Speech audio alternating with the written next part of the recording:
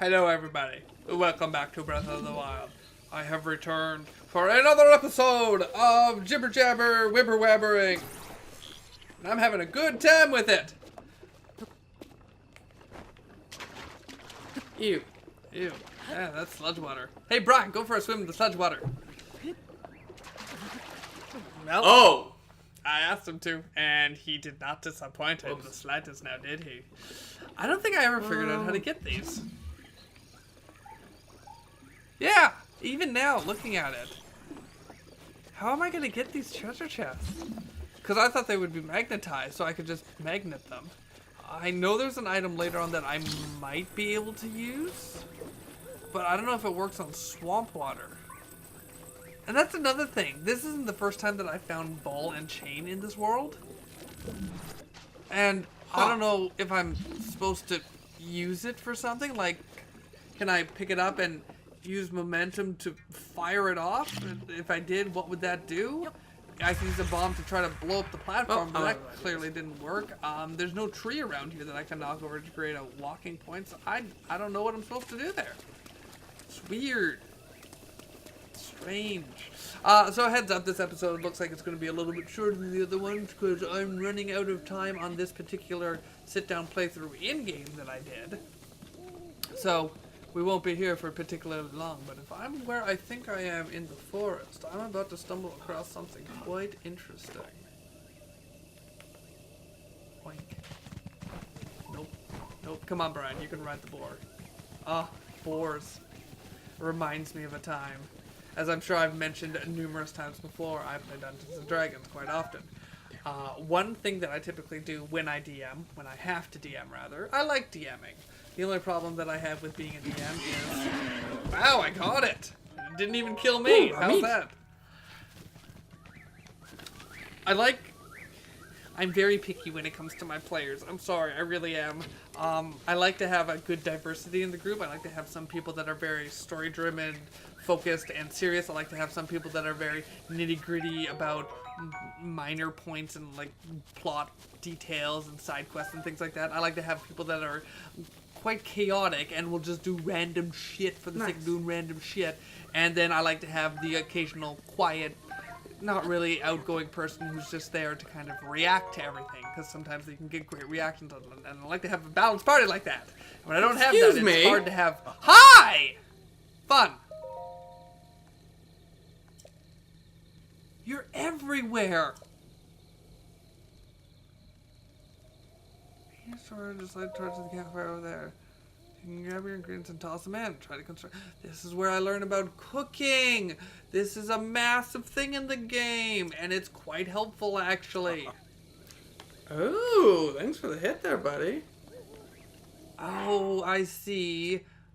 Now, can I figure it out?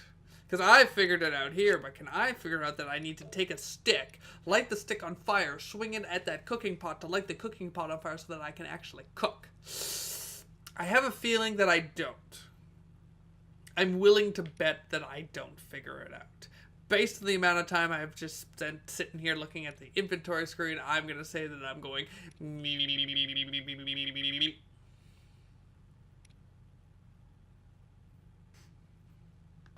Oh, I finished reading through all the ingredients. I'm actually trying to do something now. Or not. Oh no, that's not how you do it, Brian. That is not how you do it. That is not it at all. That's... You don't pay attention very well, do you? What happens when you light a bokoblin? Oh, it breaks. What would happen if I overcooked that? Would it become burnt or would it become something else? I'm sure it would become something else. Yeah, see, I have no idea what I'm doing. I have no idea what he's talking about.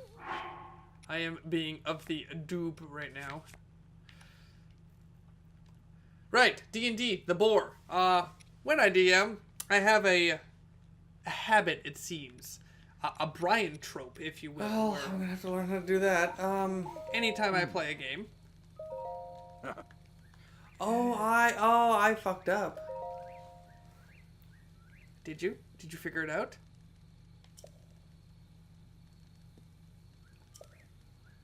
Come on. As we learn about combinations and whatnot. One thing that I didn't learn here, but don't learn until later, because you'll see me screw it up a few times, is certain things can only work with certain things. Like certain monster ingredients can only work with certain critters, and health items, to my knowledge so far, only work with health items. So you can't mix like a monster thing with a health item, and it just turns out into something rather dubious, shall we say. But you'll find that out later. So while I'm learning about cooking, my trope is I like to put an encounter in the campaign fairly early that involves a mount or some sort of creature that the player characters could potentially tame and ride.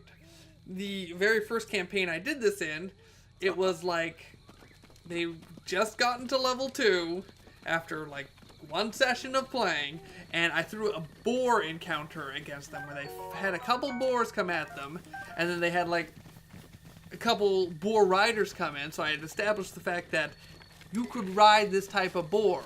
And after they finished dealing with the boar riders, they had the encounter with the boars, and the option was fully there. Somebody had used their mind and figured out a way to like calm the boars down and make friendly with it. I'm not super realistic when it comes to D&D. I like to do things for the wow factor. Bugs! Oh my I god, play everything like runs away from me. like a movie more so than a real life world. And in a movie, you find the creature, you bond with it a little bit, you become best friends, you're riding it all over the place. In real life, that can sometimes happen when they are born, and then you gotta raise them for 30 years. Well, I'm sorry, nobody's gonna play D&D for 30 years to raise a boar to become a mount. There's way too much other shit that could go on, so let's just do it the quick way.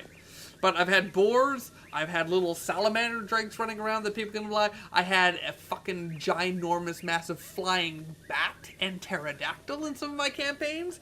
There have been some interesting horses that I've had. I've had a behemoth too. And for those who don't know, behemoth in D&D translates to dinosaur, essentially. Triceratops, Stegosaurus, those kind of things. And it was wonderful. I had all of these things, and nobody has taken the bait yet. Nobody has tried to turn these things into a mount, which is unfortunate. Let's watch me fail at combat. Attack button. Oh, I'm still learning controls. I still haven't figured out how to lock on yet. Oh, this is painful to watch. What is Zelda without the lock on key? Not Zelda. Oh my goodness. Oh, not even close. Not even close. It's like that thing was heavy or something. Come on, nail it. Oh yeah. I remember being such a good shot at the start of this game. I made some ridiculous shots early that made my brother go, how do you do that? It was just, so much wonderful. Did he blow his horn? Did they find me? Are they coming for me? They shouldn't, because they don't know I'm here, but he's here anyway. Ah! And, oh my god. Fucking duck. Mean buttons. Fucking duck. How do I do this? Buttons. No, Brian! You're doing it wrong! Ah. You need to... Yeah, there you go. Equip something. Now, fight back! Not like that! Just smack him in the face! Fuck. Oh my god, I'm lucky to be alive. I'm not dead yet. I should be dead right now. Give me another weapon. Come on. He has a shield. Stop just swinging at him randomly. Actually, I don't remember really fighting anybody with a shield. There we go. Whew, didn't die. Not dead. But that damn close to it. Those are kind of cool. You kill all the enemies in the area, you get to open a neat little treasure chest that has random loot in it. That can be anything from crap to something useful. And this time, we roll the Russian roulette dice and we get something kind of useful. Oh, I have stories that I can share about D&D. I've recently started playing a new campaign with a bunch of friends, and I have some interesting players, to say the least.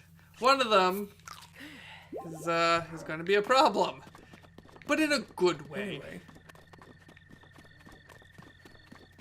Oh, I had another thing happen too while I'm out in the forest, in the wilderness. I was walking through town, just downtown, going for a walk, playing me Pokemon Goes, and I heard a chirping off to the side. Bugs. Walked over there and found out that there was a little baby bird sitting on the ground, just kind of like hopping around. So I looked around and I found out that this baby bird had come to its time where it had to go out of the nest, and it didn't make with the flying, and fell down and was stuck there trying to get back up to its nest. And I felt bad for it, so I slowly, carefully approached it. And I was looking around and I didn't see its parents anywhere nearby. And it was, at first scared of me, but I took my time. I didn't approach it aggressively. If it started to get scared, I just backed off a little bit. And then I sat down and extended my hand out to it. And after a little bit of time, the baby bird hopped on my hand. I had this cute little baby bird on my hand, and I walked around with this baby bird, and I tried to find its nest, and I did find its nest, and there's no way I was getting it back to its nest, but I had it on my hand, and it was so cute, and it was so trusting, and I was just like, oh my goodness, if you were fully grown, you would not get this close to a person, ever! But because you're so young, you're actually trusting me. Oh, it was so good. I managed to take a few videos and photos of it. We'll probably upload those somewhere at some point because it was just such a great moment. I love animals. Oh, I want to get a cat. Damn it. Didn't need that. Mostly because cats are more independent than some of the other animals. And I want an animal that I can have fun with but can take care of itself. Hey Brian. Hey Brian. Have fun. And we're leaving. I didn't even try! I just fucking pieced the shit out! Oh, that's wonderful. What is that even? Hey! I locked on! I locked on! I locked on! I locked on! You saw that? I locked on. Wow. There we go. That's better. Can't. Boulder to the face. Let's rock and roll. I've got a stone to pick with you. Nope. I want to change it to the bombs. What's with the music?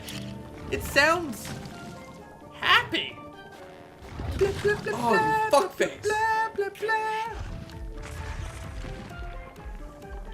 That is kind of neat, though. No arms, sticks his body down, and I have my arms back. What do I do here? I don't know, Brian, but Jesus! no go for you. You are now dead. And as I said, this was going to be a quick one. That's where we're going to wrap it up here. So thanks, guys, for tuning into this short little tidbit of it. We are going to pick this up next time in the next episode of Breath of the Wild. So thanks. See y'all then on Origaming.